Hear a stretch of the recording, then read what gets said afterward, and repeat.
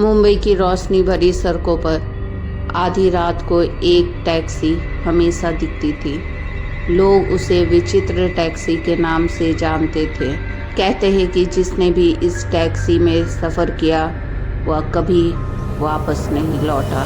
यह कहानी आरंभ होती है एक रात से, जब रजत नाम का एक युवक अपने काम से लौट रहा था। रजत के काम की शिफ्ट देर रात तक चलती थी।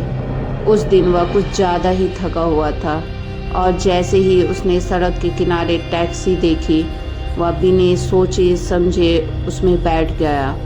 टैक्सी का ड्राइवर बुजुर्ग लग रहा था, चेहरे पर गहरी झुर्रियाँ और आंखों में अजीब सी चमक।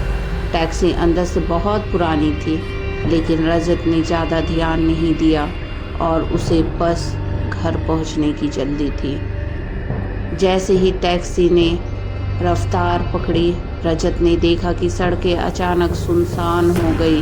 मुंबई जैसे शहर में रात के किसी भी वक्त इतनी शांति नहीं हो सकती थी।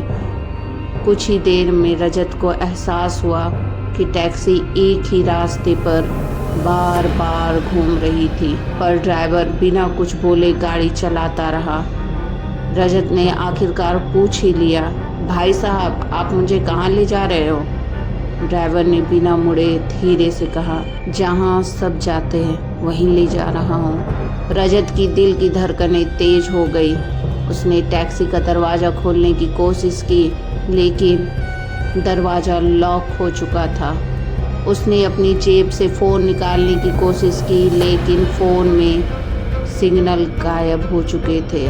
चारों ओर घना धुंध छाने लगा और टैक्सी अब एक पुरानी खंडर जैसी जगह की ओर बढ़ने लगी। रजत ने खिड़की से बाहर देखा तो हर तरफ अजीब सी आकृतियाँ झूम रही थी।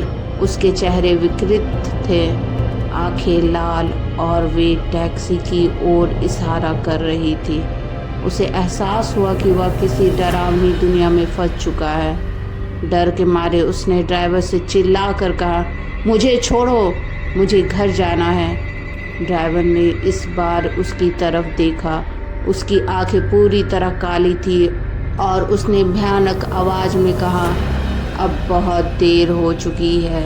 टैक्सी एक पुरानी टूटी फूटी हवेली के सामने रुक गई। दरवाज़ा अपने आप खुल गया और ड्राइवर ने कहा, अब यहाँ से आगे तुम्हारा सफ़र शुरू होता है। रजत ने भागने की कोशिश की, लेकिन हवेली के अंदर से एक अजीब सी शांति ने उसे खींच लिया।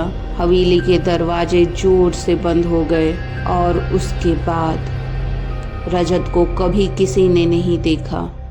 कहते हैं कि उस रात के बाद से जब भी कोई उस विचित्र टैक्सी में बैठता है, वह हवेली तक पहुंच जाता है और कभी लौट कर नहीं आता।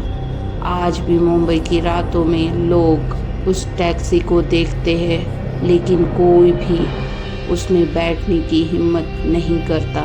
तो आप लोगों को ये स्टोरी कैसा लगा, प्लीज़ कमेंट में बताना ना भूलें और मेरे चैनल को प्लीज़ प्लीज़ प्लीज़ लाइक करें, शेयर करें एंड सब्सक्राइब करें।